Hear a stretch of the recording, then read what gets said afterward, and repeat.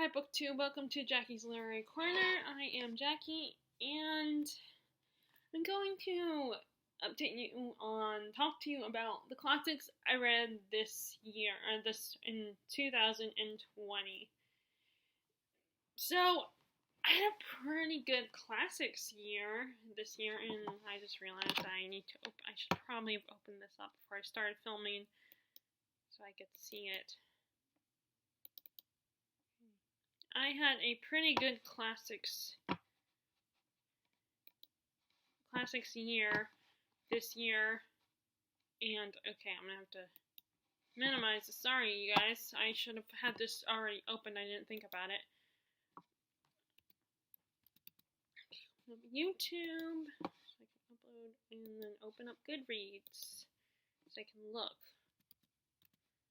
Goodreads. Again, I apologize. I should have had this open already. Come on. Okay, there it goes. And then view challenge. Okay, in 2019.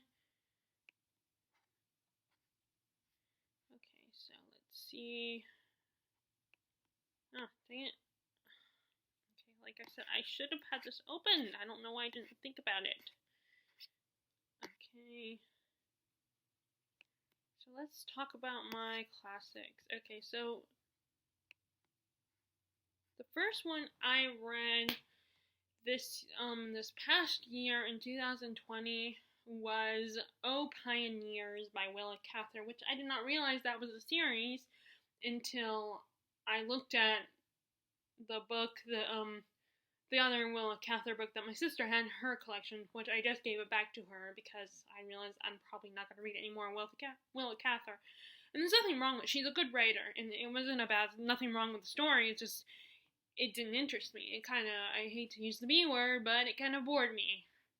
Although it wasn't that long of a book, so I got through it really quickly, and it wasn't, maybe bored is an extreme, because I was kind of interested in what was going on. It's basically this woman who, their father has died, and she's the only one in the family who really cares about the farm as much as their father did, and so he gives her the farm. But her two older brothers think because they're the boys, they're her older brothers, they deserve the farm more than she does. They want to sell the land and everything, but she wants to keep it and preserve it because it's their land. She cares about it, and it wouldn't be right to give it to anyone else. And then she does have another brother, a younger brother, who is very loyal to her and very devoted to her, and is with her on the keeping the land and stuff. But both our female protagonists and the younger brother they sacrifice a lot. And of course, this is in a time where it was like if a woman wanted to run things, then it's bad. Like a woman should not be doing. That's not a woman's place. Her place is in the kitchen. The only thing she needs to be running is the kitchen. She needs to get married eventually and make babies and all that. That's her only responsibility. And so it kind of puts a divide amongst the family. And it's so it wasn't the most, so really, like I said, boring might be a harsh way to describe the book. It wasn't that bad. It just, after a while I was like, oh, and the writing is beautiful, and the way she describes the land is really beautiful, and it's something that she's familiar with, that she grew up in, so of course she knows how to describe it perfectly. And I think it's in Nebraska, by the way. And it's a short read, so if it's your kind of thing, then you might like it. It didn't get me excited. Let's put it that way. Okay, and then the next book that says I read on Goodreads, because I usually, even DNFs, I count on my Goodreads. I cheat and count them on my Goodreads, towards my Goodreads goal, and that is Pamela by Samuel Richardson, and as I just said, I DNF'd it. I did not like it. I couldn't stand it. It was basically this woman was like, her mistress has died, so it's been left her mistress's son owns everything now, and he's all into Pamela and wants to hook up with her and everything. And she's a very strong morals, does not want to have sex before, wants to get married first before she has sex. And she's constantly writing letters to her parents because she misses them, and this guy keeps advancing on her and trying to pursue her, and she's like, no, I don't want to. If we're gonna get together and be together, I want to get married. And he's not getting that message. For some reason, it takes him way too long to get that message. And I just couldn't stand the book. It was boring. Again, this one, I don't think it was too harsh. I think, now, of course, there are people that probably like it and would find it interesting, and it's definitely a tale of morality and trying to tell young girls, don't have sex before marriage. Stay good little girls. And it just, I couldn't stand it. And I mean, I agree, the guy should not have been pushing her, and it just made me roll my eyes that it took him so long to figure it out. And the only reason why I know he eventually realized, okay, she really means it, she wants to get married first, is I ended up looking it up and looking at Goodreads reviews and probably looked at Spark Notes to see what happens. And other people have said that, yeah, it takes him forever to finally figure it out. Like, it's not until close to the climax that he finally realized, oh, wait, she really means it. Oh, okay, well, I guess I gotta get married. It was that, and it's like, you think? And it just, it was not my thing. I mean, I'm not a prude or anything, but I don't want to read a book where a woman is trying to hit on a woman and she keeps telling him no and is, like, having to, vent to her parents and be like, this guy won't leave me alone. And even I don't think they believed her at first. Because they're like, he's a gentleman, he would never do that. It's like, people that are like, oh, they're a gentleman, they would never, or, like, I'm watching Charm, the old Charm reruns, and one of the elders who was, like, the higher power in this world, they're, like, angels and, priests all mixed into one, and there's one elder who's, like, he realized that, Piper and Leo's son is too powerful and he's a threat, so his solution is to kill the kid. And, in the final episodes of that season, they're like, someone is trying to tell the sisters, okay, this guy is trying to kill your nephew, he's a bad person. And they're like, oh, but he's an elder, he would never do that. Now, to be fair, though, in that episode, they were in this weird mindset. They were under the influence, and, it was like a world where everything is happy and sunny and stuff. But you guys probably don't even know what I'm talking about unless you've watched the show. Unless you watched Charmed. The old one. The original. The one that, not the new one. Which I love the new one, by the way. Thankfully I think there are just as many, if not more, people that love the new Charmed versus people who hate it and for some reason feel the need to comment in an article telling us what's going on and spoiling and, hinting at us what's going to happen in the new season, and then they feel like, oh, this show sucks, it's horrible, it's not as good as the original. Oh my god, I'm sorry, I kind of spit slipped out. Sorry, I don't need to gross anyone out. But, they're like, oh, it's horrible, it sucks. It's like, well, then why are you commenting on an article that's talking about the new season of this show that you think sucks? That's what I call an internet troll. People that will comment on articles that are positive and complimenting the show. It's just, they want to provoke. Either my opinion is, and I could be wrong, it might not be fair, I'm so sorry, I don't mean to be all gross and stuff, it's just when I get, but, yeah, it's like, I think either my theory is they want to provoke people, and they are or maybe they're secretly hoping if they tear down the show enough and criticize it enough, then it will eventually go away. I mean, maybe I'm wrong and maybe I'm not being fair to these people, but you know what? I don't see any point. If you hate the show so much, then why are you commenting on an article that is updating people on the show and what's going on with it? Sorry, the show's gonna be like in a week or two. So, well, first I'm gonna watch WandaVision. WandaVision is on Friday, which I don't know how that works with streaming networks. I don't know when a show premieres on when it starts uploading episodes on the streaming network. And then on CW, the new Charmed will come on the 24th. So I'm happy about that. But anyway, off topic. Sorry, I just went it kind of something I don't even remember what it was I was talking about. Where it was the idea of people deluding themselves, be like, oh, this person would never be this way, and then now sometimes, yeah, it's true. If you know a person really well, and you would know, but in some cases it's like, wake up and smell the coffee, this person is not as great as they seem. But anyway, so like I said, I DNF'd Pamela, and then after that, now this next one I technically did read most of the book, but I didn't read all of it, so it was kind of a DNF and kind of not. Depends on what you'd consider a DNF. But I did look up on this one. I know I looked up on SparkNotes to see how it would turn out and stuff. It was my first Thomas Hardy, actually, which I probably, as Katie from Books and Things pointed out, you should not start with this one if you're going to get into Thomas Hardy. Now, and to be fair, I did know that his endings can be depressing and they're not happy books. He's more realistic. And that is Jude the Obscure.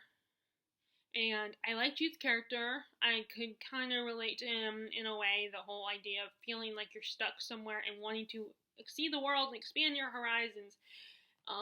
Although my life doesn't suck as bad as this. My life, despite the fact that, yeah, I want to experience the world beyond, and I want to be able to have some independence, more independence.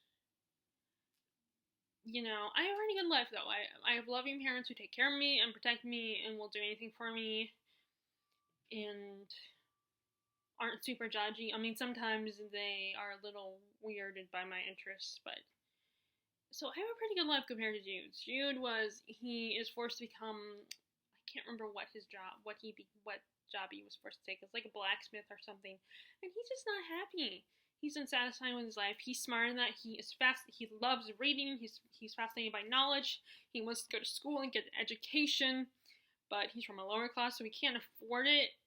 And every time he comes close to his goal, something always gets in the way. Particularly, two women kind of get in his way, and he's just not satisfied. He has a hard time appreciating them because they're keeping him trapped.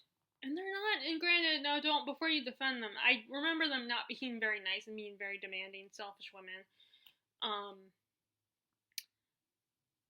And he ends up having kids with he ends up getting married, after they get married, they end up having kids because they're a way of keeping him tied to where he is, which like I said, now to be fair, it's been a while. I read this in the beginning of the year, so I don't remember. I don't know if I'm recalling it exactly right, and I have the books in the donation pile. I might have already got rid of them, so I can't, look back and double check. I mean, well, I could if I go, SparkNotes or something. But anyway, I don't care enough to do that, like I said. So I would read it for yourself, or at least look it up on SparkNotes before you take my word for it. And and the ending just was too much. Especially as someone now, I'm not a mother, I don't have kids, but I am an aunt, and, I've watched my cousins grow up, and just the direction they go with the kids, with their children, was just too much. It was like, no, I don't want to see that. I don't want that. I don't want to know that happened. And it was just it was too traumatizing. And it was, although traumatizing is a bit of a over dramatic word, but it was just too much. It was too uncomfortable. It upset me too. It was just, I didn't like it. I mean, like I said, I was well aware of the direction Thomas Hardy goes with his stories. I knew they're very depressing, but it involved kids, and something depressing like that involves children is just, I don't like it. I don't want to see children suffering, And now, if they're preteens or teenagers, yes, it still makes me sad and breaks my heart, but it's not as traumatizing, or it's not as, oh my god, as, as it would be in, I mean, granted, what this kid, this little toddler or little boy does, I'm trying not to spoil it in case you still want to read it. But I mean, if you guys want to know, maybe you can ask me in the comment section below. But anyway, so yeah, I read most of it. I like Jude's character. I could relate to him, but that's about it. And the writing is good. Of course, it's Thomas Hardy. And I did read another Hardy book as well. Let me see if I can move this. Okay, good. Move this a little bit. Okay, nothing. Okay, and then I read my first Trollope book, and that is The Warden from the Barsetshire series. And this was really good. I really liked it. I know it's not everybody's favorite, and I definitely prefer the second book, but I did really enjoy this one. It's basically the warden of the hospital, whose name I do not remember. He learns from the town newspaper guy, journalist, that he's getting. I think he's a journalist. I keep remembering that. That's what I remember him being, but I'm still not 100% sure on that. But he learned from him, but he's making a little too much money, and a lot of that money should go to charity. And he starts to feel guilty about it. But his son-in-law is like, no, you deserve this money. And what hits the nail on the head, what makes this problem even worse, is that the guy also is interested in his unmarried daughter Eleanor and is in love with her and wants to marry her. But it kind of puts a divide between them because she's very loyal to her father and loves her father more than anything and will do anything. And it kind of puts a wedge in the family because the warden has to decide what he's going to do and what is the right thing for him to do. Because a part of him is like, we need the money, we need the security. But then another part, of course, his more moral self, because he's a very moral person, is like, but no, he has a good point. This money should go to the people who, I don't need it as much as these people do. It's a very conflicting situation. I feel bad for the warden. I feel bad for most of the characters, except for the son-in-law. He gets on my nerves. And he also plays a major role in the second book. Which I will talk about a little later. But it's really good. Thomas Hardy has amazing writing, and I know that like Steve Donahue himself says he prefers. Not Thomas Hardy, Anthony Trollope. I don't know why. I just realized. Do I keep saying Thomas Hardy? I meant Anthony Trollope. Anthony Trollope wrote The Warden, and he says that Anthony Trollope. I think Anthony Trollope is compared to Dickens, and Steve Donahue said he prefers Trollope over Dickens, actually. I like them both, personally. I think they're both great writers. And now, I don't know if Anthony Trollope would be one of those writers that people that don't read classics, if his writing would be any more accessible than Dickens. I have to, I'll have to see when I read the Dr. Thorne, which I'm going to read soon. In fact, my goal is to get the other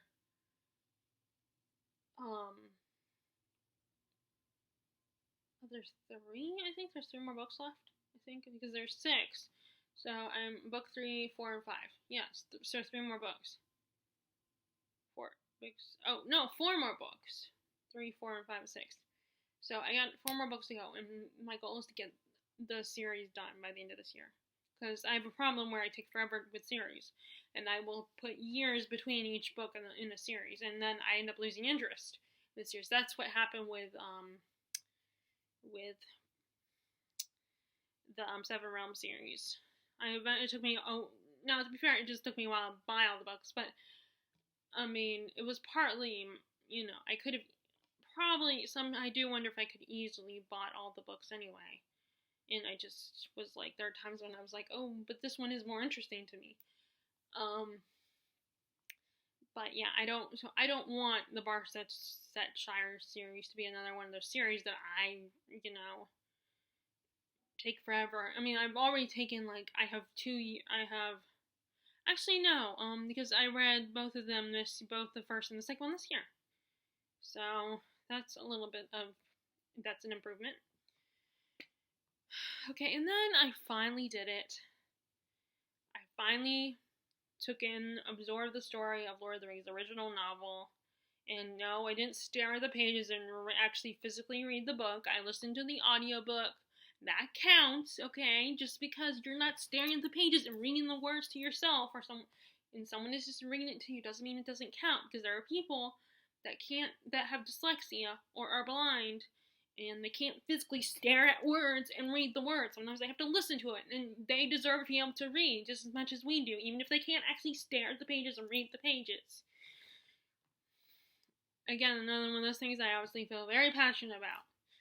And I don't understand what people are like, it doesn't count. And if I can change my mind about comic books, people can change their mind about audiobooks and can consider them reading. Because I admit, for the longest time, I was like, well, comics are cheating because there's mostly pictures. But there are words, and it has very deep stories. And I love comic book based movies. So it's not fair of me. So I admit it's not fair of me to say it didn't count. I have revised my opinion on it, and I realized, well, it does count. It just doesn't have as many words. It has more pictures. Because kids' books are picture books, and they're still books. So I should have, I should consider that. But anyway, so Lord of the Rings was good. Of course, it's Lord of the Rings. Who doesn't love who in the fantasy who out of fantasy fans doesn't love Lord of the Rings? I would still rather put in the DVD or the Blu-ray and watch the movies. But the book was good. I mean, it's probably, a lot of people say, it's more than good, it's better than good. But, and I'm so used to the movies that the voices, because it was a multiple, full cast, and it was weird hearing someone else saying the lines of the characters. And I'm sorry, I know this is blasphemous, but it wasn't as thrilling as the movies, because I'm spoiled by the movies. And yes, I read, obviously, I'm here talking about books, so I obviously am a book reader, and I will read older books all the time, but I think sometimes, and that's why now I've recently changed my mind about being like, oh, you can watch the movie first, it's no big deal. And I mean, if that's your choice, that's fine. I'm not going to judge. It's not my place to tell you what to do. But I personally have discovered that, for me at least, watching the movie first potentially ruins the book, because it's like, in the back of my mind, I'm thinking, well, I already know the story, so I don't need to read the book. And then when I try to read the book, it's just not the same, because I'm so spoiled by the movie or the TV show. Like, I think that's the problem with comic books. I've been reading comic books, but I'm so used to the Marvel movies or the Batman movies or TV shows that when I read the comics, it's just a little disappointing. I still want to read comics. Now, Larissa said she was going to send me some, but I think she kind of forgot, so, which is okay. And I'm not pushing it, because I'm not desperate for comic books, and I don't think I want to start a comic book collection. I already have, I already struggle with trying to decide what books to take off my shelf and donate. Like, I'm now nervous I'm not going to have anything to donate this year. But anyway, after I get rid of all the books I have in the corner, because I'm trying to slowly get rid of all those, and now that the new year started, I think my mom wants to clean up that corner of my room and not have it with so much junk over there. Ideally, she probably would have wanted it cleaned up before, because my sister was able to come for Christmas. So she probably would have preferred I didn't have all those books there during Christmas time, but that's okay. Anyway, so, like I said, I'm just so used to the movie that it's just not the same. I mean, the writing is beautiful, and I understand, I have all the appreciation and respect in the world for Tolkien. He's the grandfather of fantasy. Fine, you guys, yes, but I would rather watch the movies. I'm sorry, maybe that's blasphemous, but you know what? I have a right to feel the way I feel. And that's how I feel. I feel like it was just easier and more entertaining to watch the movies. And I read books. Half the reason I read for books is for not just for escapism, but to be entertained. And the audiobook didn't entertain me enough. So, which the good news is I can just go straight to say, I can So I listened. The next one was the second Lord of the Rings story. And yes, I know it's one book. I remember that Murphy Napier has been told by people that no, those are all the 3 separate stories are actually one big book. So it's not 3 separate stories. But you know what? How it was recent. My exposure to it, and from what Murphy Napier said, her exposure to it is they were 3 individual books. Okay, so get over it. Okay, so after Lord of the Rings, I finished the trilogy. I listened to, so I did a lot of, my other favorite genres, fantasy and stuff, historical, and I started getting more, trying out more thrillers. And then finally I got around to the next classic, and that was a modern classic. My second Fitzgerald novel, because it had been a long time. I loved The Great Gatsby, and I kept saying I want to read more Fitzgerald, and I still had not gotten around to any more F. Scott Fitzgerald novels until finally I had been collecting them, and I read Tender is the Night, and I really think that cover is really cute. Which the story, although it completely, the story itself is very, very sad and depressing. And it was actually, I feel like, from what I read or looked at, it was inspired by his own relationship with F. Scott Fitzgerald's relationship with his own wife. She had a lot of mental health issues. And I think I also read somewhere else that the Divers were inspired by another couple that the Fitzgeralds knew. But this basically, it kind of has 2 perspectives. It starts with this one woman who is, I think she's a director, and she's visiting a place it's like Monte Carlo or somewhere, or maybe it's in Paris. Maybe it's Paris. I don't remember. And she's hanging out with this other socialites of the Hollywood scene, and there's this one couple, the Divers, who are so great, and she admires them, and she wants to be like them, and they're, she becomes their friend, and everything's great. But then the rest of the story, we get their story, and we find out that Dick Diver's wife, who's, I don't remember her name, has a lot of mental health issues. And he's been trying to take care of her, and it's all about this and how he deals with it, and how he struggles with dealing with it to the point of where he strays from her, and she resents him and is paranoid. I think, again, another one of those situations where it's been a while since I've read it, so I'm trying to just remember everything. So you might want to read it for yourself if you're interested. And it's very sad, and you feel so bad for all of them, particularly Mrs. Diver. And so I really should say you feel more sorry for the Divers, because, our earlier protagonist, she's a pretty good, she doesn't have any problems. Maybe a mom her mom annoys her. That's the worst problem she's got. But you just feel so bad for the Divers, and particularly, like I said, the wife, because it's not her fault that she has a lot of mental health issues. But the husband tried, and he failed, and it's kind of depressing. And like I said, sadly, it from what I read, it's supposed to kind of reflect his own. It was inspired by his own relationship with his own wife, Zelda. And that makes it even more sad. And I imagine they did not last. I mean, I don't think they lasted. I don't think they were together forever. Now, before this, I didn't have a clear idea of the image of the Fitzgeralds, but now because I was reminded of the movie Midnight in Paris, where Owen Wilson's character meets F. Scott Fitzgerald and his wife, I picture Tom Hiddleston, who played Fitzgerald in that movie. When I read a Fitzgerald book, I picture Tom Hiddleston, so it makes me all like, no, I don't want to picture him in such a depressing light. Which, if that makes any sense. So yeah, it's still good, well written. I mean, if you like Fitzgerald's writing style. Like I said, with all these classic authors I've talked about, it depends on if you like their writing style. So it's still, no, it's not a bad book. It's just, I was like, am I going to read this again? It's kind of depressing.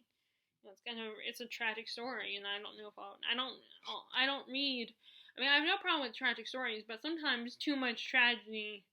If there's too much depressing stuff, then I'm probably not going to read it again because I don't want to be sad when I'm reading.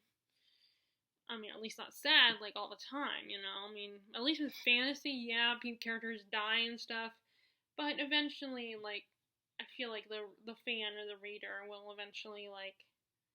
It's not as, I mean, it is, but it isn't. I don't know. It's just easier for me to read a fantasy and want to read it again because there's so much more going on. The tragic stuff is kind of small bits and pieces throughout, but it's not like overall. Mental health, unfortunately, is something that is overall. It's part of a bigger part of the story, so it's a little harder to read. And the same thing with with a lot of social issues. Okay, so after that, let's see. Okay, I didn't read any classics after that one for a while, and then I read *The Age of Innocence* by Edith Wharton, my second Edith Wharton. Well, actually, no. Well, actually, it's my first Edith Wharton novel, and I read her short stories because I got a collection of her short stories from the library. I love her writing style. In this one, it takes place in New York. It's early 1900s, and our main character, Newland Archer, he's a rich guy, a socialite, and he's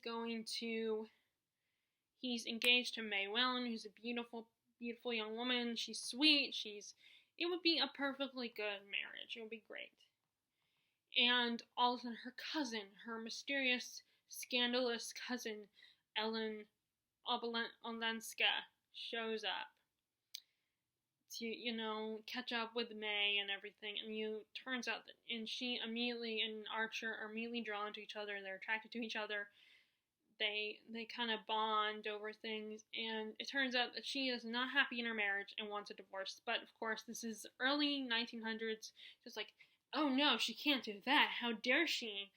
And it's just she's such a scandalous reputation, and he just keeps getting more intrigued. So he's caught between marrying a perfectly sweet and wonderful girl, nothing wrong with her, May. He's engaged to her, and he should, and it's nothing wrong, and he should probably stay loyal to her, but he can't help but be drawn to Ellen, and she's drawn to him, and they are falling in love, and actually, I don't know if it was Miss Mojo or The Take, where they talked about the movie version of the story, and how, and just how, well, I guess I can't really talk about it, actually, because it kind of was spoiled the ending, but it was very interesting watching it, and that's kind of what reminded me of it, of this book, of this novel. But it's really great, and I love the edition. I have the Cloud Word edition, so it's like those are usually solid colors, but they're kind of I think they're leathery, kind of, and they have words ingrained in the leather. They have the title and then the quotes from the novels, or the poems, or the play, or whatever classic it is, and they have the quotes all around the title engraved in it. It's really, I like those. I really like colorful editions of classics, basically. And then after I read a contemporary novel, and I don't mean contemporary genre, I mean a novel that was written today, I listened, again, it was an audiobook, so I didn't physically read it. I listened to, although don't worry, I'm going to physically read it this year, because I have the vintage classic edition of it. Mansfield Park. First of all, Fanny Price is probably next between Fanny Price and Anne Elliot are the two I relate to the most, probably out of all of Austen's heroines. I mean, now Elizabeth, and not Mary, Eleanor is another one I feel like I relate to, Eleanor Dashwood too, and now of course, although sometimes I wonder if my sister would say I have a little bit of Marianne in me too. I think. I mean, the only way I know is if my sister actually read Sense and Sensibility. But, although I don't think I'm as dramatic, just as I'm not as dramatic as Amy March. But, so, in this one, Fanny she is the daughter of a very poor lower class family. She came from a rich family, but she married for love, and they ended up having a lot of kids. And her parents can't take care of her anymore, so they send her to live with her aunt. I wish I could remember the last name. I can't remember. Her aunt and uncle, who had 3 kids of their own, and she is kind of in between her mom's 2 sisters, her aunt, her married aunt with the kids, and I wish I remember their last name, and then her other aunt, who's a widower, I believe, and they take turns kind of teaching Fanny and taking care of her, making sure she's well brought up. And her cousins her aunt and uncle kind of take her for granted and dismiss her a little bit. Although her one aunt is kind of like, she's very laid back and sleeps all day and just chills all the time, and she sees Fanny as very indispensable to her. And then you have the other aunt, the widowed aunt, who is very, like, critical of her and bossy and just plain mean towards Fanny. And then she has her cousins who and her uncle ignores her, and her cousins just kind of take her for granted. Like, her family, her relatives kind of bully her and just dismiss her. And the only person is her cousin Edmund is the only one who is kind to her. They bond, and as she gets older, she develops feelings for Edmund, which, yes, she does. I knew he's her cousin, but that was apparently normal back then, to marry cousins or fall in love with cousins. And he's the only one who is kind to her. They become best friends. And then one day, while her uncle is away on business, the family, these new people move in next door, which next door is actually more like, not like this, not like how we live today in the how it is today, but think about, like, there's a giant field of, there's fields and trees and stuff separating people. And the Crawfords, a brother and sister, Mary and Henry. And although whenever I say Mary, I keep wanting to, when I talk about this book, I kept calling her Mary Crawley, because, Mary Crawley from Downton Abbey, both names are Mary, and they both have C last names. But, it's Mary Crawford, and these two kind of cause trouble for the family. They kind of influence them in a very negative way. Henry Crawford flirts with both her two female cousins. One of them is supposed to be engaged to this one guy, and the other one, and he kind of gets her to stray a little bit emotionally anyway, and I think she ends up cheating. She ends up actually physically cheating on him with Henry. And then you have sister Mary, who decides she's going to pursue the oldest brother, but then realizes that Edmund is the more interesting one, is the more appealing one, he's the nicer one. But the problem is Edmund wants to be a man of the clergy, a man of God, and she does not like that. She doesn't approve of that, and she's like, they don't make a lot of money, and so she tries to convince him. Now, Fanny, of course, sees right through both these people, and isn't manipulated or influenced by them or tricked by them. And even the Crawfords convince the family to put on a very provocative, inappropriate play, which at first Edmund is totally against that, but then he ends up changing his mind because Mary kind of manipulates him. and it's all about their relationship with these siblings and how they affect the family. And even at one point, when the two cousins leave, Henry sets his sights on Fanny. But so this was a really good Fanny. Now a lot of people aren't big fans of this one because of Fanny, because she's a very shy character. She's no Elizabeth Bennet. She's very moral, very sweet, and very shy.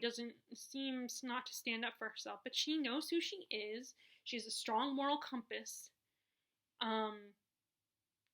And she's not disrespectful. And a lot of times, like, it really pisses me off because her one aunt, the widower, is, like, always telling Fanny reminders, you should be grateful and you should be appreciative. And it's like, she is grateful and appreciative. Just because she doesn't want to do something. I mean, this is the only time that she hesitates. The only time that she refuses to do something is when it's like the Crawfords try to get the family to do this play that's very inappropriate. And Fanny sticks to her guns and is like, no, I'm not comfortable with this. I don't want to do this. And her aunt had the nerve to be like, oh, you should be our patient. You should do this for them because we have taken you in and we have raised you and your cousins have taken care of you. And it's like, no, they haven't. And I want to slap her aunt. I don't care how old she is. I just want to slap the woman. I cannot stand the bitch. And I hated the cousin. And Katie from Books and Things and her partner did a very interesting discussion video on Mansfield Park.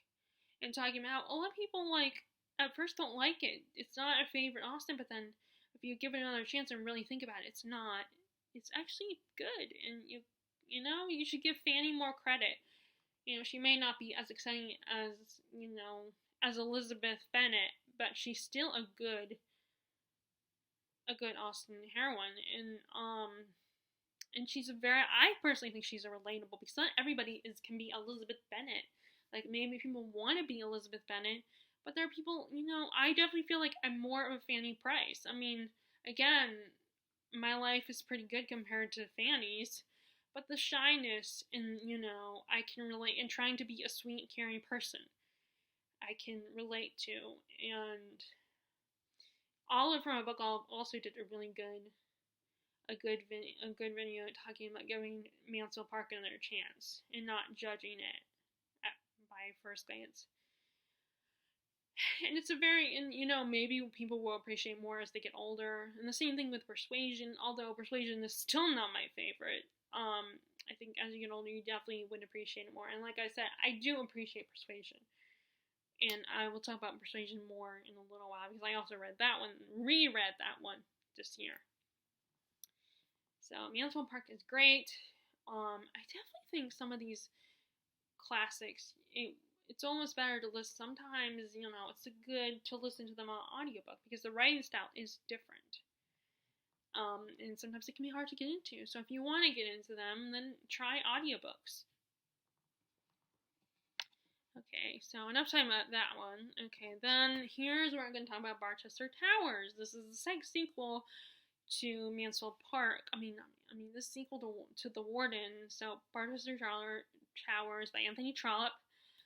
It takes place a few years later from The Warden. And the Archbishop has passed away, and his son, who happens to be the son-in-law of the former warden, assumes that he will take his father's place as the Archbishop. But these strangers from out of town show up, and that guy is going to get it. And he's kind of caught between his wife, his manipulative, clever wife, and this slimy, sleazy guy who's going to be the minister underneath him. And the Archbishop's son is like totally against this guy, and Eleanor forms a friendship with this guy, and it's like, how dare you, he's the enemy, blah, blah, blah, and she's kind of caught in the middle, because, she just feels bad for the guy. She sees his positiveness, although eventually she starts to realize that his sleaziness and how he can't be trusted. But it's just these Anthony Trollope's, it feels like a soap opera. A soap opera of the time, and it's so entertaining. it's just, I wanted to keep reading because I wanted to see how things were going to work out, especially for Eleanor, because I felt so bad for her and what she goes through and how her brother-in-law is constantly on her case. So is her sister-in-law, and the only person who tries to stay loyal to her is her father. And even then, like, he's kind of caught in the middle himself and doesn't understand his daughter's thinking and why she's being friends with this guy. He's trying to understand. At least he's putting in more effort to try to understand. But he also sees this guy as the enemy. But he's nicer about it and more respectful to his daughter. And he doesn't, and he's questioned, and he feels, he's conflicted because he feels like he doesn't want to abandon his daughter for a stupid reason as, oh, she's being nice to this guy. You know, she feels sorry for him and she doesn't see him the way we do. And it's so good. And I love church politics. You know, I prefer these kind of politics over the modern day politics that I'm used to. And I think it's because, even though it's still politics, it's escaping the contemporary, it's someone else's politics, and it's a little more interesting to me than what we have to deal with, what I deal with every day, what I see every day online and in the news. So yeah, it's a great second book, and a lot of people prefer the they think Barchester is their favorite of the series. Like I said, I want to finish the series. I only have 4 books left, so I really shouldn't have a problem. Because it's not like a fantasy where it's, you know, just like epic and so much to read. Okay, and then next, let's see. Okay, so I read a lot of Stephen King, and then I read the fantasy and historical, more fantasy, nonfiction. And then finally, I reread Jane Eyre by Charlotte Bronte. I had given my original copy to my cousin. I never got it back, which is fine. I'm not going to bug her about it because that was a mass market paperback. And who knows, maybe she forgot about it, or maybe she ended up getting rid of it herself. But I got the Arcturus editions. I decided to reread it. And once again, my opinion of Rochester is not very positive, but he is an interesting character. I am very fascinated by his character. And again, I mean, it's the character I like. You know, he was on my crush list, although that was partly because he was played by Michael Fassbender in the 2011 movie, and then Toby Steven in the miniseries with, I cannot remember the actress's name. She's in the new Dark Materials series. I can't remember her name, and she's also she also plays P.L. Travers' mom in Saving Mr. Banks. But anyway, but that one, and then Tim Dalton was Rochester, and so it was partly my opinion of Rochester, partly influenced by the actors who play him, who have played him. But this is a coming of age story about a young woman, Jane. In case you don't know, most people and Jane is, her parents have died, and she's sent to live with her uncle from her mom's brother, and he's all welcoming to her, but then he eventually passes away, and her aunt kind of resents her, and her cousins constantly bully her and don't respect her. So she's kind of similar, her story and her personality, very similar to Fanny Price's, and I'm so glad I do not have that kind of family situation. I'm just so very grateful. And Jane is her aunt to get rid of her and get her out of the house and keep her away from her cousins, her precious cousins, Bessie, her son John. She's sent to Lowood School until she's 18, and it's one of those religious schools. All girls are very strict, and she does not form a great relationship with the headmaster. But the other girls are somewhat nice, somewhat more decent to her, and then she makes one friend, Helen. I think she's Scottish, the Scottish girl, Helen, who was sent there by her father. And then some of the teachers end up liking Jane, despite what the crap that the headmaster says, going by what the aunt said about her, which is all, like I said, it's all crap. It's all BS. And, but Helen ends up dying of tuberculosis. because the headmaster is dumb and doesn't know how to take care of the building, and he'll spoil his own family, but he doesn't know how to take care of the school. And why the heck is he headmaster if he doesn't care about the school? It's all about power for him. So finally, when she's 18, and her last few years at the school, she becomes when she's done, she becomes a teacher. But then one day she decides she needs to seek a new situation, and she becomes a governess to this girl Adele, this French girl Adele, she's the ward of a Mr. Rochester of Thornfield Hall.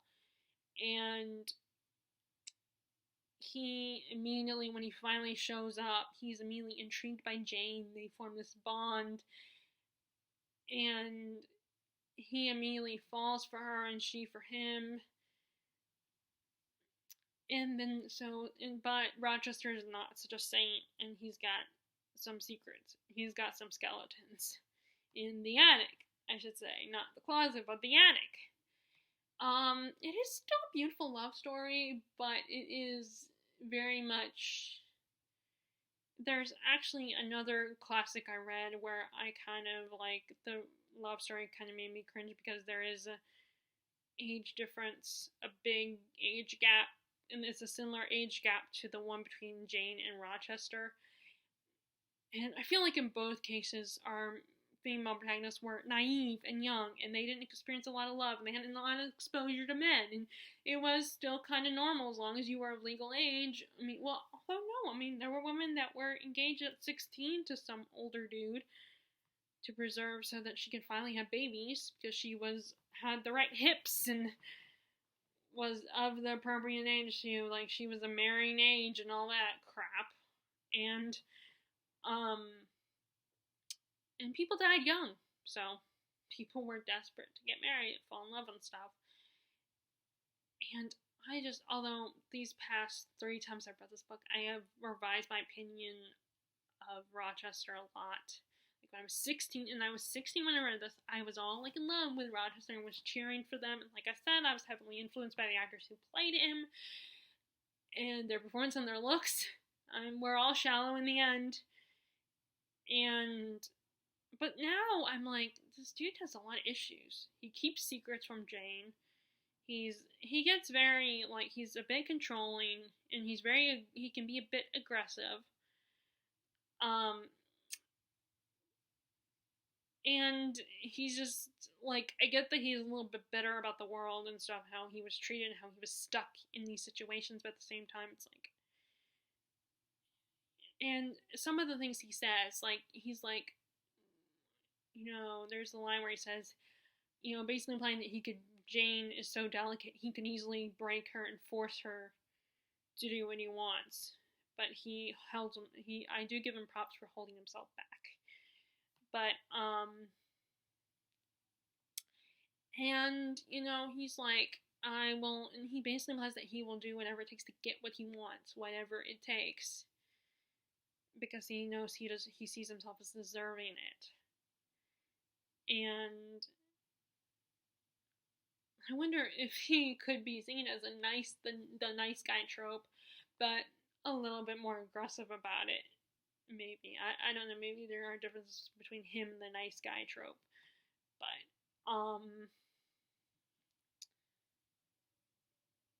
and it's just, I feel like Jane could have done better, but it was her only option, and she had a lot of exposure to men. She was young and impressionable and naive, and everyone that ever loved her and showed kindness to her died on her, was taken from her, her uncle, her parents, her uncle, Helen, eventually the teachers that show her kindness at the school, they all eventually leave the house, so it's she doesn't get a lot of love in her life, and even if they're, all the people that show her love and kindness are taken from her. And then the ones who kind of are I'm trying to help you out, the 2 women that work for the her aunt, they're we're trying to do you a favor and help you out. They show her somewhat try to warn her, and they try to be decent toward her, but then they kind of secretly agree with her aunt about her being a wild child. And so Jane doesn't get a lot of love in her life. The love that she does experience is taken from her. And so you can't blame her for, like, this guy is completely devoted to her and in love with her, and he's very aggressive with his advances, but his attention is all about her, and he's completely in love with her, and, like, also, she's not she's not seen as the most pretty, she's kind of described as plain, and he loves her anyway. It's about that they form a connection. He doesn't care what she looks like, and she becomes beautiful for him in the end, like, even if she's, like, literally considered plain. And then the only other option, like, she does get another option, but the guy is, like, she feels nothing for him. She sees him as a brother, and he doesn't want to marry Jane because of, oh, I love you and everything, but because, oh, they make sense. They fit so well together. They have stuff in common, and there's no passion between them. And she wants passion, especially because she got it with Rochester. So, yeah, it's a great book, and it's more about Jane's journey than anything. It's not just about the romance. It's Jane's journey and her becoming who she is and growing up and staying true to who she is no matter what. And it's just a great coming-of-age story. It's a good story to read when you're young, teenager, and trying to find yourself. But just don't follow Jane's example completely. Okay, and then I read The Magnificent Ambersons by,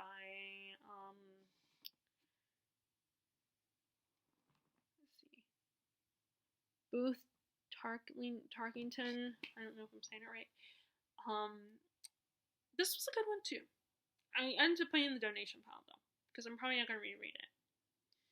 But it's basically about this, like, it's another one that's actually part of a series about this one family, which I do like family sagas. I find them, but I guess I would almost rather watch movies that are based on family sagas than read a book on a family saga. Well, I don't know. That's not entirely true, but it depends. It varies. But the family is the Ambersons, and it's during the turn of the century. And you have our main character, whose name I cannot remember. He's this rich, spoiled young man who used to get everything he wants and used to being treated like he's always right. Everyone worships him. He kisses his ass. And and he's a mama's boy, and he falls for this one young woman who kind of questions that. And, she's ready to change the world, and she says it, but our main character does not accept it. And he and this girl have a very rocky relationship, and she doesn't know if she can be with him. And I believe she even knows that her father had a past relationship with our main character's mom, and our main character just sees this woman as his mom, the wife of his dad. He can't even see that she had a life and that she had relationships before his dad, or that maybe that she might not have chosen his own father. Like, it's like a cross between interesting and weird when you find out your parents had a life before you and they had other relationships. Like, I see my parents as human beings, and they're not just my parents. But it is a little bit like, oh, well, that's right, you had a life before me, you had relationships before me. Which makes it fun to go when I've been to a couple of their high school reunions, although I don't know if they're gonna have any more anytime soon. But it was like, I realized my parents had a life before me, and they're human beings, and, like, our main character apparently does not see his mom as a human being. He just sees his mom as his mom. And he thinks that any of the changes that the world goes through are gonna fail. Like motor cars and stuff like that, which his love interest, her father, is into building motor cars. And it's so interesting to see this, like, and you get so frustrated with the main character, but at the same time you want to keep reading because you just hope that he'll change his mind, that he'll see the light and realize how much of an idiot he is. it is good. It's easy. It's very accessible writing. Like I said, it is a series about families. I don't know if you want to read the other books. There's one before this about his grandfather, our main character's grandfather. And then I read another coming of age story, or I finished David Copperfield by Dickens, and I love David Copperfield, and I think at the moment I prefer David Copperfield over Great Expectations, but I'm going to reread Great Expectations soon this year, along with Oliver Twist. So this is about our main character, David. It's, him and his mom and his nanny, Pagodi, and he has a strong bond with Pagodi, or Pagadi, I don't know how to say it. And, his mom eventually, his dad, he doesn't know who his dad is, his mom doesn't really talk about his dad, and she remarries this guy who has a sister, and they treat David horribly. They don't like him, they kind of treat him like a servant, and the mom kind of lets it happen because she's a bit of a pushover, and she's kind of in love for her new husband, and she eventually gets sick and dies, and right away his new stepfather sends him to work because that was normal back then. You went to the factory to work, and he eventually forms a relationship with Pagodi's family, her father and her siblings, and forms a bond with them, and he eventually is able to go to school after ditching his stepdad and step-aunt, and he gets to go to school, and he makes friends, he makes enemies. It's all about him growing up and making mistakes and making friends and falling in love, and it's his life story, his journey. I know a lot of people would say it's too long. I personally feel like it was necessary, to really get this kid's story. I mean, maybe there could be some parts that could have been cut out. I don't know. I would have to reread it again. But that's just how Dickens writes anyway. He's got paid by the word. If you get paid by the word, then you'd write a lot too. But it's my favorite. And of course, it's, if you don't like it and think it's too much, then okay. I don't feel so strongly that I'm not gonna be like, how dare you? Because sometimes there are times when there are books that I feel so strongly about that I get a little on the defensive side.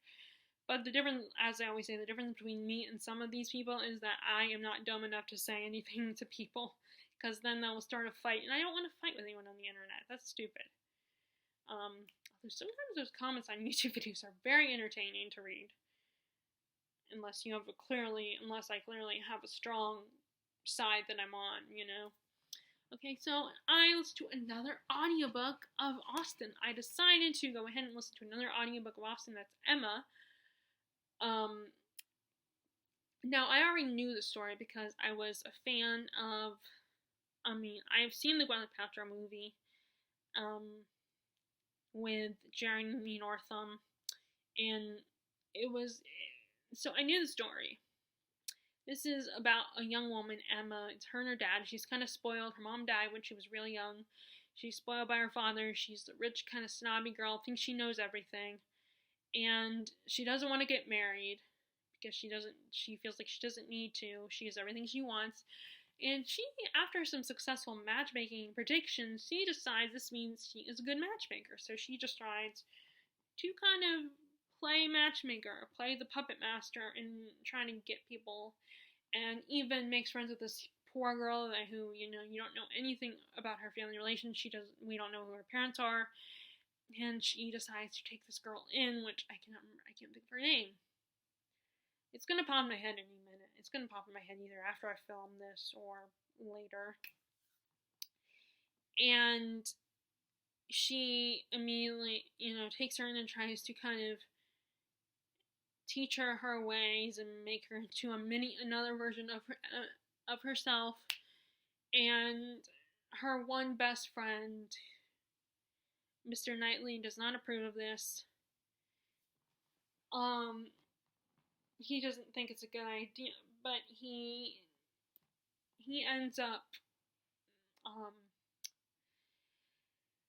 and it's kind of all about that, and how Emma shapes this young woman's life, and even gets her to accept proposals and reject proposals to the people that she has opinions on. And it's all about Emma interacting with all of her friends, including Mr. Knightley, and she even flirts with men herself, and it's like I feel like you could almost say that a lot of Austen novels are coming of age stories, except for Lady Susan and Persuasion, because in those our main characters are adults. But it's so good, and I think the only reason why this one is not, again, just like with Mansfield Park, people don't like Emma as the main character. They find her incredibly annoying. I love Emma. She's awesome. And she's so fun, and just in her snobbishness and her pretentiousness. And I love how there's her and the girl that she's trying to, like, I wish I could remember her name. It's like right there, but I can't get it. I can't see it. They decide to make a list of the books so they're equivalent to a TBR, and neither one of them ever really gets around to those books. They never read them. I just find it so funny that she actually does what we do, which is she actually makes a TBR, but she never gets around to them, because at the end of the day, she only does it because it will look good and impressive if she's reading a book, if she's seen as reading a book, or if she has a list of books. And who knows, maybe one day, her friend Mr. Knightley could convince her to read more, actually physically read books. But, and you could probably find a book that is more Emma style. Like, I wonder if anyone's ever done a recommendations video to Austen characters.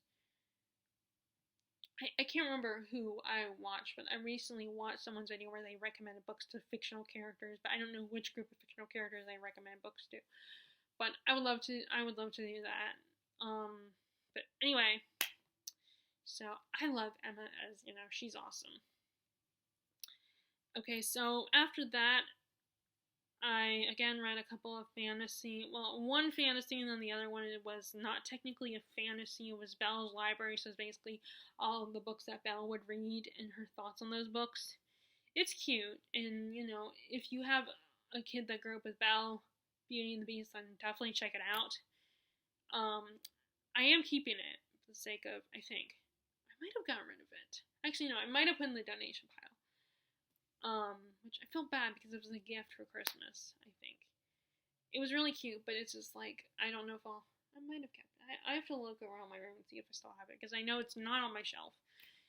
But it's more nostalgic. Actually, no, I might have kept it because I want to give it to Charlotte one day when she's old enough. My niece. But, it's really good. And it does mention a lot of classics, because Belle came from a long time ago, so whatever time period fairy tale land is. And, so then I read My Cousin Rachel by Daphne du Maurier. I definitely prefer Rebecca, which I was supposed to read it this year, but then Holly Hart's books as medieval thought kind of distracted me. And I'm currently reading this for that. So My Cousin Rachel is about this young man, Philip, who was living with his uncle because his parents died, and he has a very strong relationship with his uncle. His uncle has a lot of influence over him, and his uncle every summer takes a trip to Europe. So he's taken his trip and goes to Italy, and he's writing letters to Philip, and one of the letters says he's met this fascinating woman called Rachel, and he's immediately into her and everything, and falls in love with her eventually. And Philip gets a little concerned. He's not sure how he feels about this woman. He starts to get a little jealous, and his uncle Ambrose his letters get a little more sporadic, and he starts expressing that he's not feeling that great, and he's a little distrustful of Rachel. He doesn't know, he's paranoid about her. So Philip thinks that something's up with her, that he can't trust her. And eventually his uncle passes, so he thinks that Rachel's partially responsible for it. But then he eventually meets Rachel, and he's immediately put under her spell as well. And falls and becomes obsessed with her, even though, And it's basically all but this obsession and how it ruins his life and his friendships. There's, one other female character who's in love with Philip, but he never saw her that way, and it's a very complicated situation, and it is an interesting story.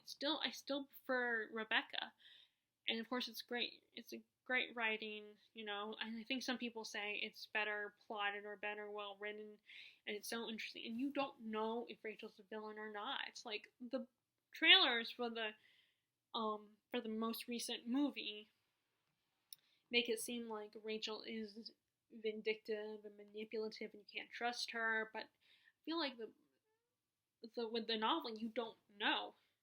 It's like, okay, is Rachel a bad guy, or is Philip just paranoid? Is she drugging him or influencing it? As she has him under her spell? It's like you don't know, I feel like, and the ending is very ambiguous. You don't know what happened, really. I feel like you don't know what happened in the ending, and you still don't know if you can trust Rachel or not.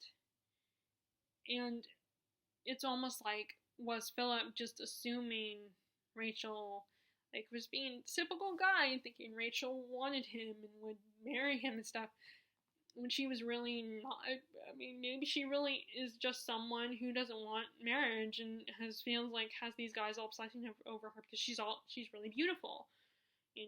Maybe she's really innocent and she can't control her looks, or she can, but she's feeling pressure to look pretty all the time.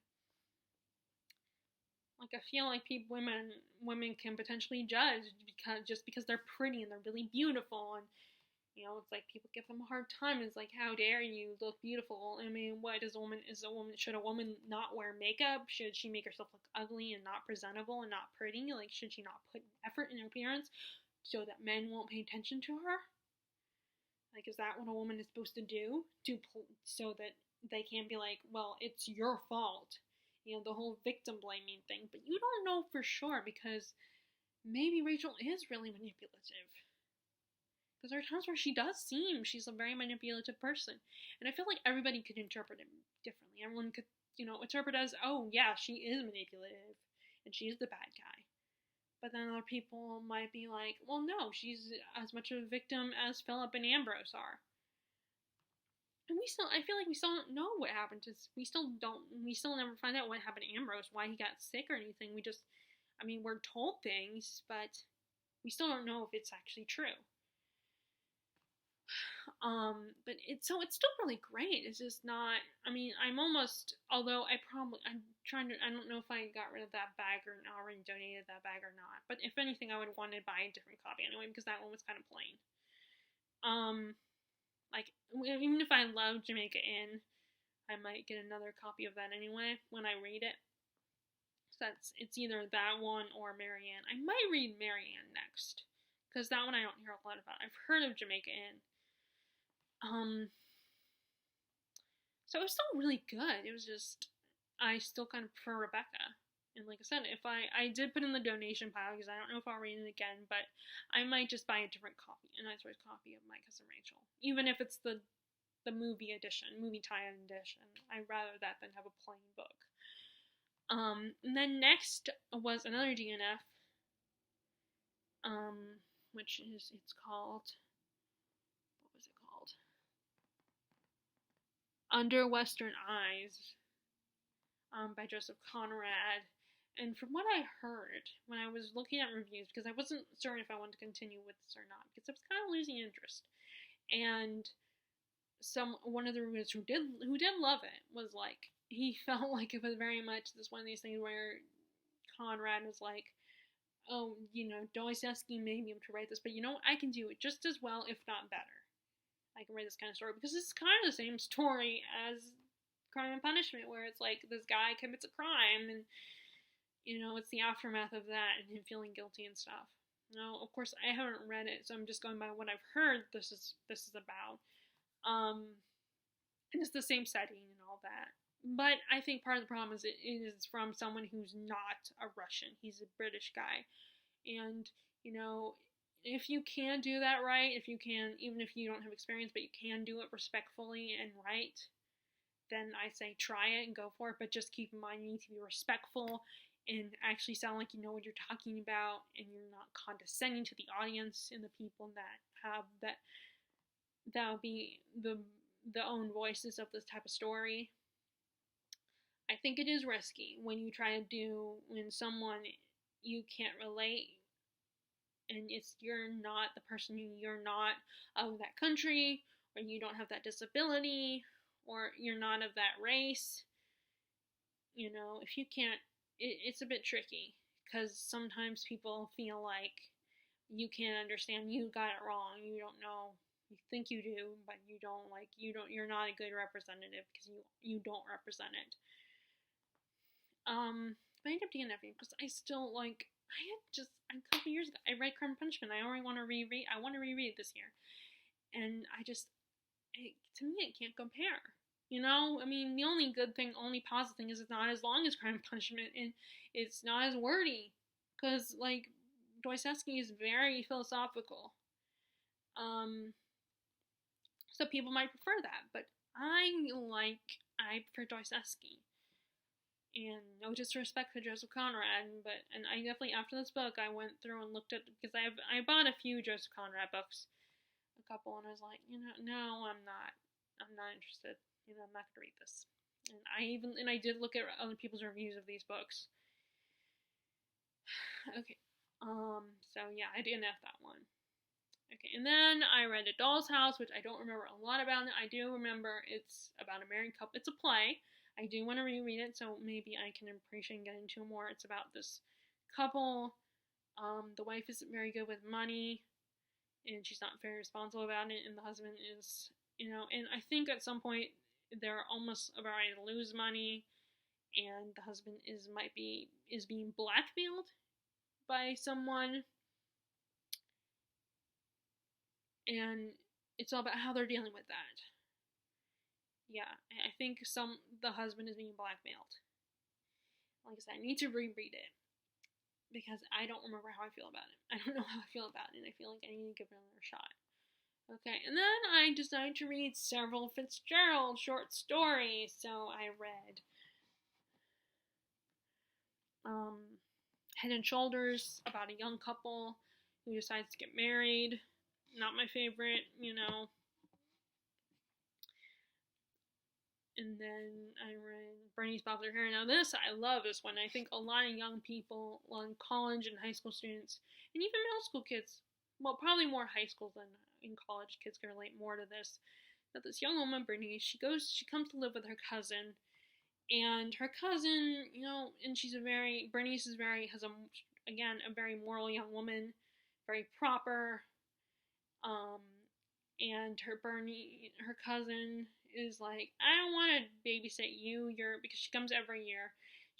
And the cousin will ask some of her male friends if they will babysit Bernice and spend time with her and dance with her at parties and stuff. And she just doesn't really like her, and eventually Bernice overhears a conversation between her cousin and her aunt, and her cousin basically admits that she can't stand Bernice and just wanted to have to babysit her and deal with her. And it really hurts Bernice's feelings, and she confronts her about it, and she reluctantly agrees to let her cousin kind of change her, give her a little bit of a makeover, make her a little cool and stuff, so she can fit in. And she becomes really popular, and the cousin gets really jealous. And that's all I'm going to say. I'm going to stop there before I spoil anything. So I think a lot of people can relate to this, the peer pressure, and feeling like you want to be accepted by the cool group, and how everyone tells you that all your parents are and your teachers stay true to who you are. And yes, that is right. You should stay. You shouldn't change so you can be liked, because eventually, you might not like yourself anymore, or you might ruin your life. Or these people might just ditch you all of a sudden because it's they're bored by you. Bernice kind of learns a hard lesson about that, and how people will judge you, and how people will sometimes change their minds, and people are so fickle, especially young people. And it's just, you feel so bad for her, because she's trying so hard, but she wants to stick to who she is, but at the same time she wants to fit in, she wants to be accepted, she doesn't want to be a nuisance. And again, I think a lot of young people can relate to that. And even adults could probably relate to that on some level, and still can kind of relate to it. And I like how it ended. That's all I'm gonna say about the ending. Okay, and then next is Winter Dreams, which is kind of another one that is inspired by Fitzgerald's relationship with him and his own wife. His wife is Southern Belle, he's a Northern boy, and it's about a couple that are like that, and are a Northern boy and a Southern girl who decides to go visit her boyfriend up north, and things don't go as she expected it to. I really like this one. I like the whole setting of the maze. I thought that was, I think that is really beautiful, the idea of it. It kind of reminded me of, I can't remember what that place is called. There's a place near, the National Harbor, which is in between Maryland and Virginia, it made me, the place they go to up north reminded me of that, the place they tour around. The Offshore Pirate was a really fun one. I really enjoyed that one. It's about this young woman who's visiting her uncle, and I think he's like a Navy, works for the Navy or builds ships or something. Like he has a shipbuilding business or something, and he's trying to get her to live a proper life and, get married to this young man that he's found for her that he thinks is a good candidate, but she's not interested. She wants adventure. She is restless and reckless, and she ends up meeting a pirate and his crew, and she ends up accompanying them on their ship, develops a little crush on the guy, and they go on adventures together. And like I said, it was really fun, and especially if we're dealing with pirates, and it's still it's the 1920s, so it's still a little more, old-fashioned kind of pirates, like Jack Sparrow. Still a little closer to that than modern day. And then Mayday is, I think it's right after World War I, and all the characters are dealing, it's a multi-perspective story with multiple characters and different points of view on different characters, how they deal with the aftermath of the war. I think it's after the war. I would have to look it up. I don't know if it's after or right before the war. I think it is after the war. And it's all these different characters dealing with it. And, of course, chaos happens, and, some of the characters are put in dangerous situations, and this one was another fun story. And then in between that one and the rest of the ones I read from that collection, in 2020, you had Franny and Zooey by J.D. Salinger. And for some reason I was thinking that even though I didn't I no longer loved Catcher in the Rye, I figured maybe this one will be different. And for some reason I was thinking that Zooey was a girl, but Zooey is Franny's brother. And it's all about these two, Franny and Zooey, are super smart and well-read young people and arrogant people, and they kind of the same attitude that Holden Caulfield feels. So if you don't like Holden Caulfield and Catcher in the Rye, you probably will not like this one. They treat their mother like crap. They have no respect for her. Sometimes I get annoyed with my mom, and my mom gets annoyed with her mom, but there's still respect and love between us. And these two just, she's your mother. She's the reason you exist. She's been taking care of you your whole life. And you just have no respect for her. They call her by her first name. They think she's silly. And they're so rude to her. And just want to strangle the two of them. They are just so, I couldn't stand them. And like I said, they reminded me of Holden, especially Zooey. Zooey reminded me a lot of Holden Caulfield. And that's partly because he's also a young man too. I get it when you want to connect with someone and you feel like no one else the people you're surrounded by don't connect with you as well as you would like them to. And the struggle of that, I kind of get that, but, I also feel like Franny and Zooey were both snobs. And Zooey was aware of that. He even admits that to Franny when she's kind of rebelling against school and he's trying to warn her. He's like, there are not people like us. Everyone don't know. There's only a few people that are like us, and you're different, and you're arrogant and pretentious, and You need to get your head out of your ass. Yet he doesn't take his own advice. He's just as bad as she is. But it's, maybe even worse. But he's aware of it. Problem is, you can be aware of something, but it doesn't mean that you have to, you have to change. You have to put in the effort to be better. And they don't. He doesn't. Like I said, the way they treat their mom just annoys the crap out of me. I can't stand it. I think it's so disrespectful. They're the reason their mom takes care of them and protects them and gives them life and gives them shelter, and they have nothing but contempt for her. And it just really. Sorry, my dog is changing his position. He's doing that thing that animals do when they, they get up and move around and change, which humans do it too. It's just, we don't get up on all fours. We just, twist and turn our bodies. In a way, I'm watching my dog do that right now. I'm just wondering if he's going to get up and leave. Because I don't want him sitting in this particular chair because his claws might cut the leather. But, yeah, just, like I said, if you can't stand J.D. Salinger's Catcher in the Rye, you probably won't like this one either.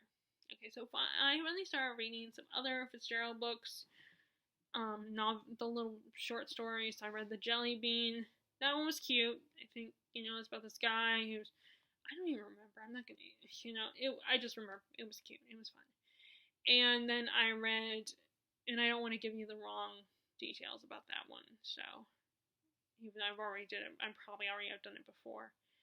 Then I finally read the Benjamin Button, The Curious Case of Benjamin Button, the story that the movie is based on, and it has the same basic conflict, which is, our main character ages backwards. When he's a baby, he looks like an old man, and then when he gets younger and younger, but in the original story, he's raised by his parents. His mom, I cannot remember her, she didn't have much of a presence. The guy's wife, she had a presence in the beginning, but she might have died, I think. And the father must take care of him. I think she died when the father must take care of him, and he does. He does, and it's all about his relationship with his dad, and then he grows up and gets married and falls in love, and the woman he falls in love with is very attractive because he's so mature, but then he gets younger and younger, and she's a little resentful to him because she's going to get older, and then his son, they have a son, and he's kind of embarrassed by his dad because he gets younger and younger, has the immature mentality of a teenager or a young man in his 20s, and it was funny, it's amusing, it's a bit of a satire, but this is another situation where I saw the movie first. I love the movie, so the short story kind of disappointed me a little bit. I was expecting to be like the movie. Obviously it's not going to be completely like the movie, no matter what, but I feel like I was expecting a plot a lot more similar to the movie. And it was still good. It was funny, and it was amusing, and it was still got the basic thing about this guy aging backwards. The other characters kind of annoyed me in how they treated Benjamin. Like, it was his fault that he was getting younger and younger, and it's like, how dare he? They kind of resented him for his youth. It's like, he can't help it. He doesn't control it. He was just born this way. He doesn't know how to control it, how to stop it. It's just what happens to him. And I feel so bad because everyone, his father, his wife, his son, are so much harder on him because of it.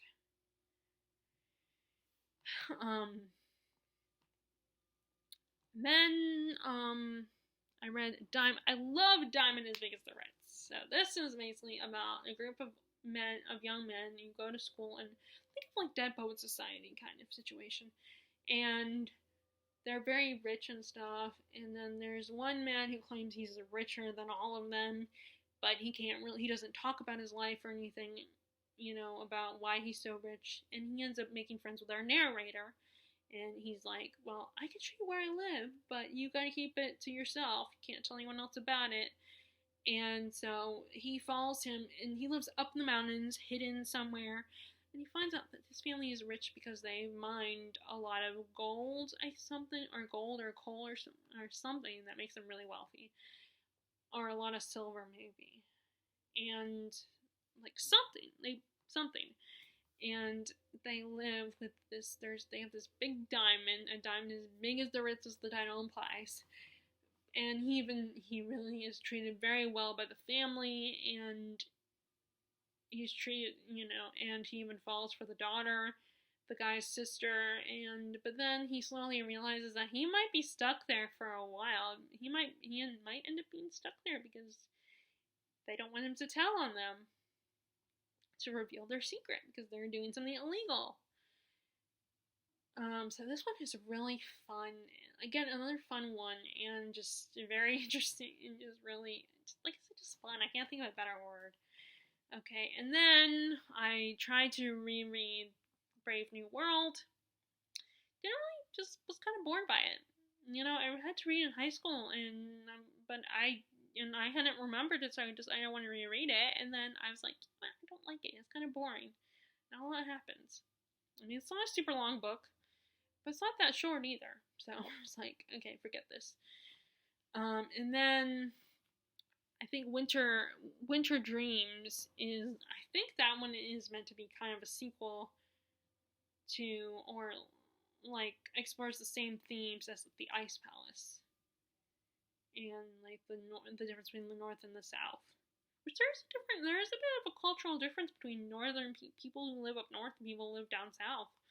I mean, I definitely am noticing it. I mean, it's not as extreme as in Fitzgerald's story, but there are differences between, having now, of course, I live in North Carolina, so it's closer north, but that still has a lot of the southernness about it, because it's still the Carolinas. But yeah, so it's still really, so I remember liking that one too. Although I don't remember what that one is about. And then I read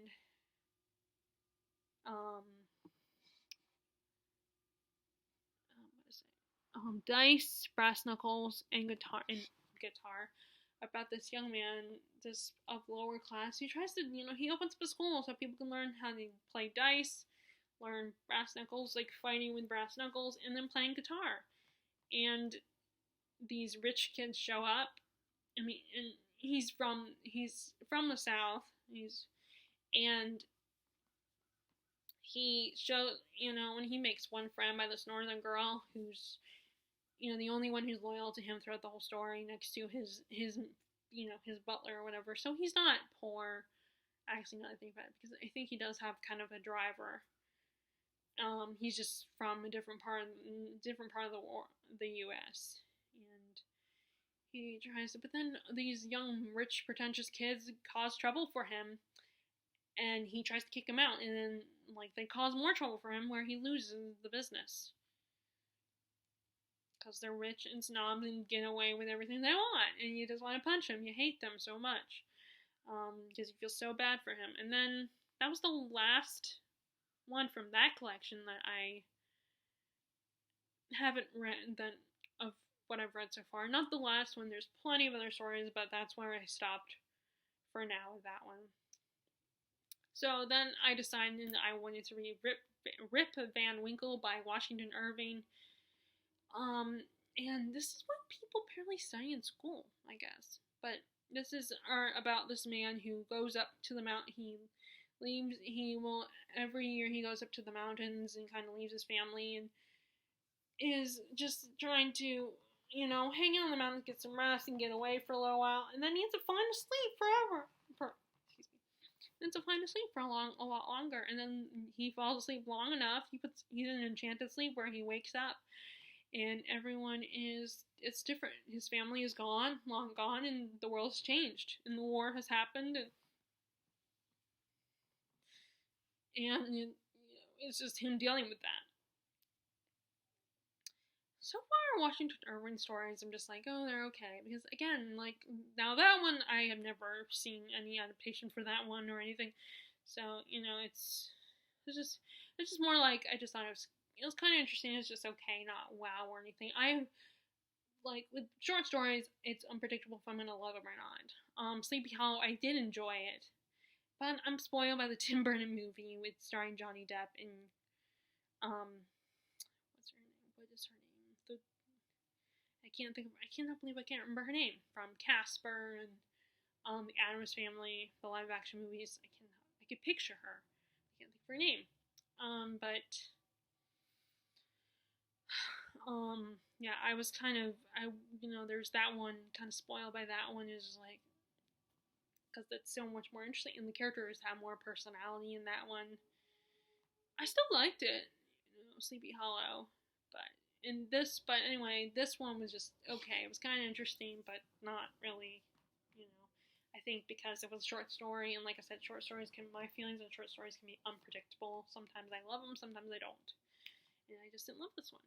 Okay, and then finally read another Fitzgerald because I didn't want to lose my momentum with Fitzgerald. So I read the This Side of Paradise. Let me see if I can remember what this one is about. So this young college boy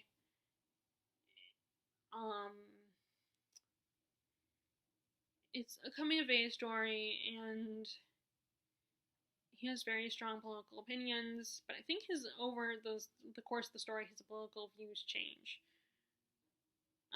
Something like that. Again, I don't remember. It's not my favorite. Again, not my favorite Fitzgerald. I just really hope that it doesn't happen where I don't like The Great Gatsby was just a one-hit wonder for me. Because although I like the short stories so far, not all of them, but I've enjoyed some of them. But I haven't read The Beautiful, the Damned yet, so gotta read that one. Now, to be fair, this is Fitzgerald's first, I believe. And it came up in a book that was his first and then his last in one big book, which I will talk about the last one in a little bit, because I made sure to read that one. So I don't remember that story. Again, I just love Fitzgerald's writing, but the plot itself was just, it was like average, but I mean, it's his first, so I feel like first are kind of hard. Okay, so next I read Dr. Jekyll and Mr. Hyde, and I'm still debating if I want to keep that one. It's like, I like the edition that I have, but I didn't love Jekyll and Hyde as a story, so I need to reread some of the other ones in that collection, because it has other stories, like 3 other stories, I think, so there's 4 altogether. I was a little disappointed, because again, like, I haven't seen a whole movie that's all about, except for I did see Mary Riley with Julia Roberts and John Malkovich. I have seen that one, and that was really good. And that is basically about, we get the perspective of the servant who works for Dr. Jekyll. And I think that's been a book. That was a book first. So this is basically, most people probably know the story. The scientist guy he's looking at the good and evil and determining if there's good and evil in all of us. And he makes a potion that changes him and alters him and brings out his darker side, his evil self. And it's all from the perspective of the people in Dr. Jekyll's life. His friends and co-workers and the people who work for him. It's their reaction to it. And we don't get a lot of Jekyll and Hyde. We just see them interact. They might bump into him or something. But he kind of hides himself away, and then these people just come right when Hyde makes some trouble for people and hurts people, and they barely miss him, and so we didn't get a lot of Jekyll and Hyde, so I was kind of disappointed. I wanted more of Jekyll and Hyde. I would rather have gotten a story from Dr. Jekyll and Hyde's perspective, rather than the people on the outside looking in, because that was kind of boring. We don't get a lot of action. We don't see Jekyll's, like, Dr. Jekyll and Hyde's thoughts and their motivations. I would be more interested in that. That's why I think I like Mary Riley, because she was an insider. She was inside of the house. She saw the change, so we get her perspective. And Hyde kind of harasses her, and so and she's kind of infatuated with Dr. Jekyll. And there's also there's a book series about, like, the first book is about his daughter, which I don't know who her mom is. I'd be kind of curious who her mom is. Just like how I was kind of, part of me was kind of curious about the Truly Devious, I think it's Truly Devious, or no, not Truly Devious, the series that's about the ancestors of Sherlock and Watson. Because I don't know, I don't see Sherlock getting married. So it must be like she must be related to his brother, Mycroft. Although there's also there is another book that's from the perspective of Sherlock's sister, and she's very much like Sherlock. So I am kind of interested. I just haven't got around to those stories, but the idea of a character that is related to the person that's famous in literature, that's a little bit eccentric or crazy or whatever, or just very unique. That's why, and that's also why I was kind of interested in, even though I'm not familiar with the original Dr. Moreau, the Isle of Dr. Moreau, I was still kind of intrigued by the daughter, a madman's daughter, because it was kind of about Dr. Moreau's daughter and her reaction to it. I think it's very interesting. It's also kind of nice to give these characters another human that they can have a relationship with. And also show how distant they are from the world, how cut off they are from the world, because they're lost in their own head. And so I would love a story. I definitely would like to explore. I am curious about that one. Like, if I can find that one on audiobook, I'd get it. If I could find that one on Libby, then I would get it. I don't remember what it's called, though. That series is called. I have to look it up, though. So I read, like I said, I was a little disappointed by that one. And it went by so fast. Like, not a lot of stuff happened. Like, it was just basically these characters kind of talking about their point of view of what happened and what they saw in their brief encounter with Mr. Hyde. Other than that, not a lot happened. And then eventually Jekyll disappeared forever and Hyde took over. It just happened like that. Okay, and then the next one, I love it. It's one of my favorites.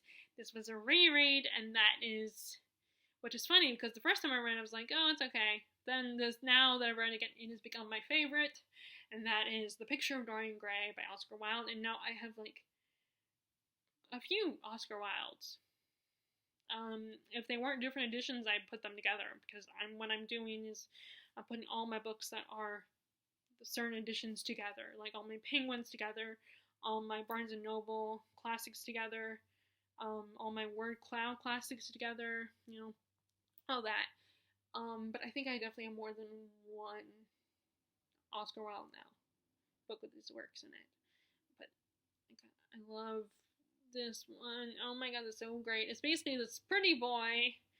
He gets his portrait painted, and he's kind of told by both the artist Basil Hayward and Hayward's friend, I cannot believe he's one of my favorite characters. I can't remember his name. Told by Dorian is so beautiful, and he's so young, and everyone's going to be so jealous of him. But the painting, he'll eventually grow old, and the painting will stay this way forever. So he kind of makes a wish to the universe that I want to stay young and beautiful forever, and he gets his wish. And the portrait is what ages and reflects his sins, while he stays young and beautiful forever. And he's influenced by the other guy whose name I can't remember. They spent a lot of time together. Although, the interesting thing is that he is not in the book as much. And it's really just watching Dorian Gray's downfall. And how his downfall is reflected in his portrait. And it's kind of scary and creepy. And it's like, is he just paranoid? Is he crazy? Or is this really going on? And it's so interesting, so engaging. And I love the writing. And there's so many things that the other character's name I can't remember says. So many interesting things about the world and his way of thinking, his philosophy about life. Like, it's better to look attractive and not be smart than to be smart. Because if you're smart, you're going to be ugly. And you're ugly. And, I just, like he's saying that smart people can't be beautiful. Can't be attractive. And it's just so interesting and so fascinating. And I love the story. I can't really pinpoint why. I know I can't stand this cliche, but I feel like you gotta read it. You know, if you haven't to understand why people love it. Although maybe you won't. Maybe you'll read it and be like, I don't get it. What's so great about this?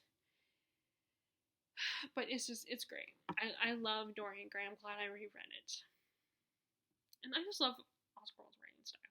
Okay, next I read quite a bit of classics towards the end of the year. Silent. Okay, so I'm still in the middle part. So I finally decided, I'm gonna read one of the shorter books by George Eliot. So I read Silas Marner. I had heard a lot about Silas Marner and heard it was really good, so I bought the Arcturus edition of Silas Marner because I love those colorful Arcturus editions. And I think the main company is Sweetwater Press. So this is basically about this guy who he got kicked out of his old town for some reason. His friend kind of screwed him over and took his girl, so he leaves town. He kind of isolates himself from the new town he lives in. There's all these rumors about himself, and he gets robbed because he ends up leaving his door open because he lives so far away in town. He thinks, oh, I'm not going to get robbed. And one of the members of the town, who is the brother of an upstanding citizen, is a bit of a troublemaker and steals from him because he hears that he has a lot of gold buried underneath his house. So he steals from him, and he takes off and runs away. And so our main character, Silas, is very upset about this. But then all of a sudden one night, this little baby is left on his doorstep, this little toddler, and he is immediately taken with her and decides to raise her. In fact, she reminds him of his own little sister, and he takes her and decides to raise her, and this kind of makes him forget about his stolen gold. It's all about that, and him raising this little girl and becoming a father to her, and it's like, and it's just about her growing up with this man, and it's a really sweet story. I'm a sucker for stories about like where male figures who maybe are a little grumpy and are touched by, their hearts are touched by these little innocent little girl, and he becomes a father figure to the little girl. I think those stories are so sweet, and I think, I love them, and especially and I think it's partly because I have a really great relationship with my own dad. So I'm a sucker for stories about father-daughter relationships. I think it's really sweet, especially in old classics where the father-daughter relationship is, you assume, like in older books, that the father-daughter relationship will be absent, that they don't have one. Such a relationship, because guys are like told, you gotta be the provider, the protector, you can't be too emotionally distracted by the women in your life. You gotta be stern, and, you're only the disciplinarian, and you're the provider. So there's a lot of stories where father-daughter relationships are just absent, and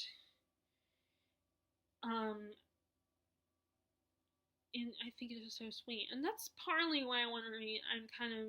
I really want to read The Old Curiosity Shop, because it's not a father, but it's a grandfather. And I was also close to both my grandfathers. I had a very strong relationship, and it still hurts to this day that they both have passed away. Although it's probably better that they're not alive today with this whole pandemic and everything. We are already worried about both my grandmothers. So imagine if both my grandfathers were still alive. Although sometimes I wonder on a personal level what that would be like if they were, like how things would be different. But anyway, so yeah, I want to read The Old Curiosity Shop because of that. But anyway, so this was such a great, heartwarming story. It just gives you all the feels. It's so sweet and endearing, and it's also quick. It's short. It's not that long. And then after that, I reread A Tale of Two Cities. I still love this one. I still have my issues with it, like a lot of people do. Like the female character, Dickens for the longest time wasn't very good at developing female characters. Granted, he comes from a different time with how females are made to be, how they're supposed to be. So that disappointed me, but it's such an interesting story. It takes place during the French Revolution, and it's more about the plot than the characters. The characters are a bit disappointing. Like, I feel like, Terry, I would not recommend this book to her, because my theory is that she's very much a character-driven reader. So I feel like she wouldn't necessarily like these characters. She might like Sydney Carden's character, like I do, but I don't think she would like the rest of it. So, Terry, if you happen to decide to watch this one, just like normally, if you are curious about Tale of Two Cities and the Russian Revolution, or French Revolution, not the Russian. I always do that. The French Revolution. Sorry, I just want to make sure that people understand that that's what I meant. The French Revolution. Just watch the movie, Terry. If you're watching this, I mean, normally I get a little snobby. I'm a bit of a snob where it's like now that I'm so focusing more on books, I almost get like I almost roll my eyes. And Terry, I'm sorry, Terry, I love you. If you haven't watched this one, I'm sorry. I apologize, but I get it sometimes. I'm like, of course, you're not going to even bother with the book. I mean, I'm fine if you want to watch the movie first, but I also just feel like give the book a chance. I also get a little snobby, and I'm like, I want you to read the book. I want you to read the book too. And I mean, but I also, to be fair, maybe this makes me less of a snob. I hope this makes me less of a snob, that I'm like, I'm okay with people seeing the movie first and watching the show and maybe liking that better, because there are some movie versions or even stage musical versions that I prefer, or TV shows I prefer over the book. I mean, and it just, it kind of annoys me when people don't, and like, part of me wants people to try the book first before they decide that they would rather, which I know, and maybe this makes me a hypocrite, because I did for the longest time I was annoyed with people feeling like people were the invisible judgment I felt. But that was all, it was probably all in my head. The whole idea of like, if you haven't even read the book, then you're not a fan. If you haven't even read Lord of the Rings, then you're not a fantasy fan. But now, I no longer feel that I can say that I have at least listened to the book. Maybe I didn't physically read it, but I did listen to it on the actual book. So, anyway, so back to Tale of Two Cities. Like I said, the most interesting character in this is Sidney Carton. He's a great character.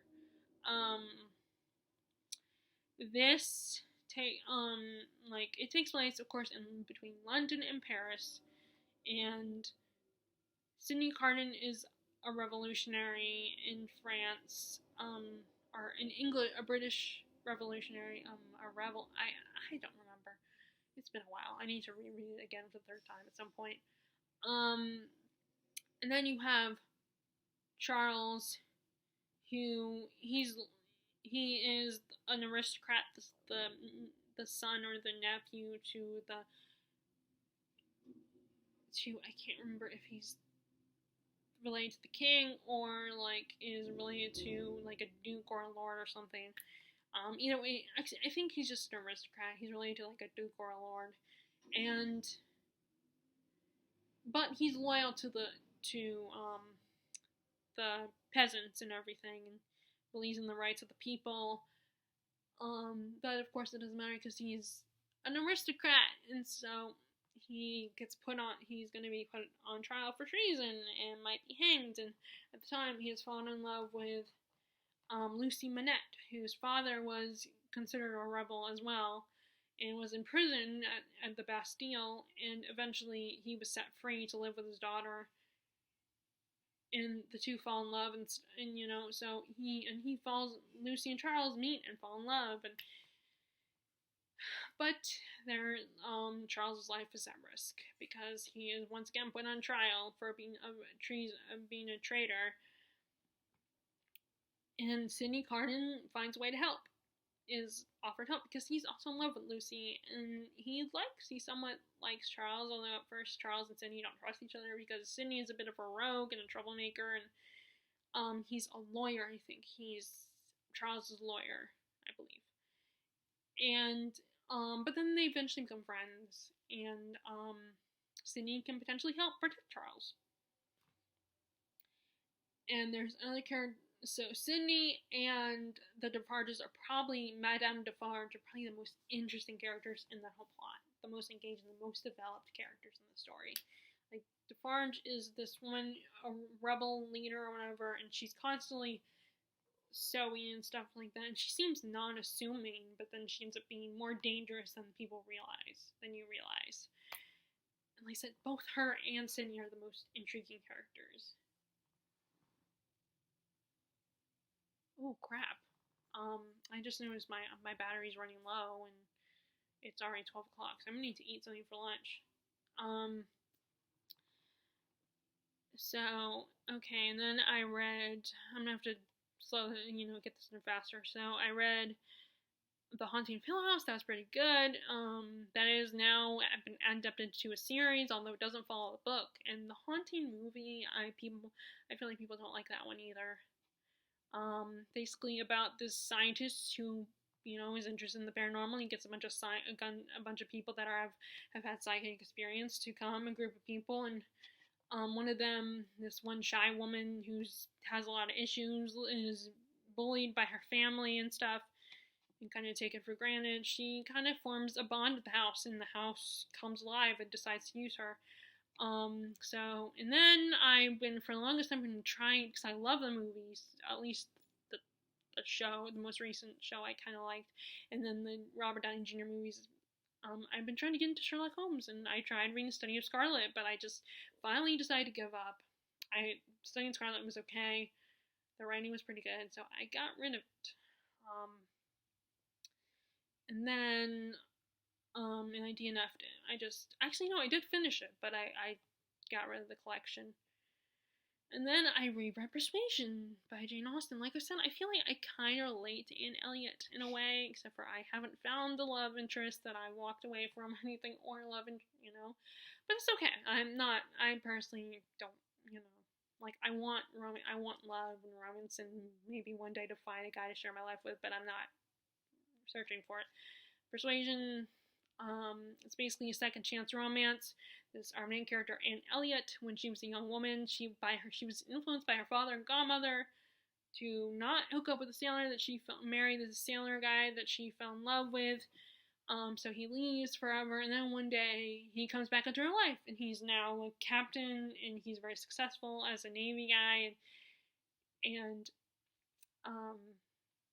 Elliot is a bit of a spinster, close to spinsterhood. She's one of Jane Austen's oldest heroines, and she is not sure if he still has feelings for her, and everyone keeps trying to fix him up with someone else, one of her friends, and it's like there's tension between the two of them. Not a lot happens, the most exciting thing that happens is the girl that they're trying to fix up the love interest with, she gets hurt, and it provides an interesting discussion, though. A lot of interesting discussions. I feel like you could do that with a lot of Jane's,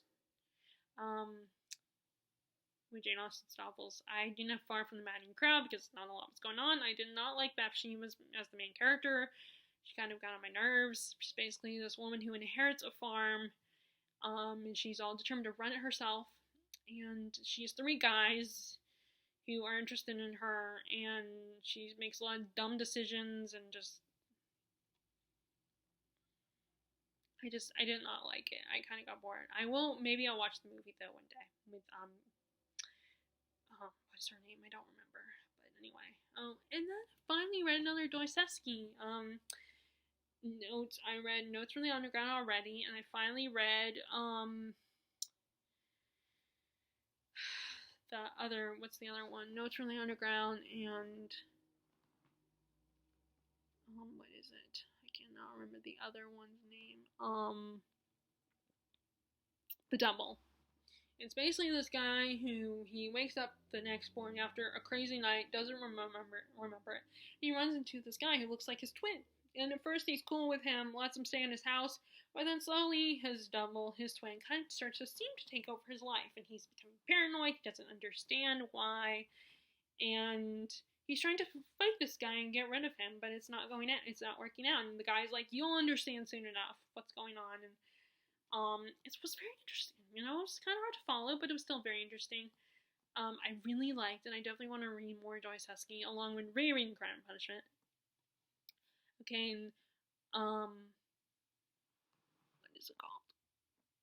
Letters to, what is it? I can't remember. Romance in Marseille. That one was just okay. I liked it. It had just some. It was the early. It was an early version of. It's in the 30s, I think. It had some early disability representation and queer rep. Um, it's about this man who's from. I want to say he's actually from Africa, and he comes to Paris to visit. He's charming. He's a great dancer, kind of lower class, but he's lower class, and he falls for this prostitute who's kind of takes advantage of him, steals everything from him, and he's forced to go back. But then he loses his leg because he freezes, gets hypothermia, and has to have his legs cut off. So he loses his ability to dance and stuff, and he becomes disabled. And he runs to this other, and he's told while he's in the hospital that he can sue and get money from this, and if he hires a lawyer, and he does. And then he also decides he wants to get revenge on that woman, on the prostitute. But then he meets her again, and he's also to get revenge on her, but he falls in love with her all over again. And he plans to run away, but her pimp, not too happy about that. Does not want that to happen. It's pretty good. I enjoyed it. I liked it. I thought it was fun. It was a good early representation book. I mean, although I don't know if other people would agree. I did look on Goodreads reviews. I don't remember what people said. Okay, and then what's this one? I don't remember. I also read A Christmas Carol by Charles Dickens. I love that one. Most people probably know what that one is about. It's one of my favorites. It's just so great. I love it. It's so good. I mean, and then, oh, damn it. That's the last, sorry, you guys, I read The Last Tycoon. I like this one a little bit better than The Sad Paradise. It's like this first it gets perspective of this young girl who her dad is in the business, and she's a producer, a filmmaker, or director or something. Or actually, no, she's not part of the business, but her dad is. Her dad's like a producer or something. And she, while flying back, flying to LA or whatever, she runs into another producer who's kind of competition with her dad. And she is immediately taken with him. She likes him. And then we get his perspective and his relationship with this one actress who reminds me of his ex-wife who died. I think he's a widower. And he becomes infatuated with this woman and wants her in his movie, and they start going on dates and stuff, and she's from England. And I like it better. It was kind of interesting. It was his last novel, but he never finished it, because sadly he passed away before he could finish it. And I don't... So it was really great. I enjoyed it, and I need to go back for a second. I kind of messed up there and clicked. Okay. This side. Oh, never mind. Okay. Sorry about that. It was, I don't know, whenever I do that, I wonder if can you guys see me? Or does that, okay, so it wasn't, this one was just a bind up of all, of both Fitzgerald's work, both representation of the bind up of This Side of Paradise and The Last Tycoon. But yeah, I liked it better. It was definitely interesting to look at old Hollywood from back then. Like, that's probably part of why I loved, one of the reasons why I probably love, the Majestic, because it does kind of look at old Hollywood too. But, I'm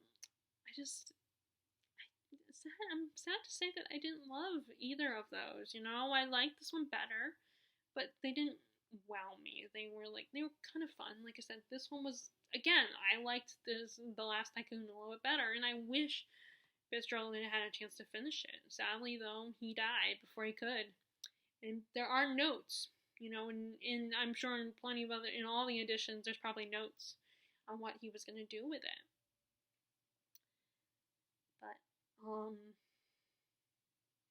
it's You know, I mean, it was still good. You know, if you like Fitzgerald, check out both those, because that's the one that's the Side Paradise was his first, and then The Last Coon was his last. Um, just try them out. You know, get it from the library or get it from Libby or something. Okay, so I already talked about the A Christmas Carol because I couldn't read the titles. So anyway, those are all the classics I read, and I'm gonna stop here because I need to plug this in because I'm getting really low on battery. So I hope you guys.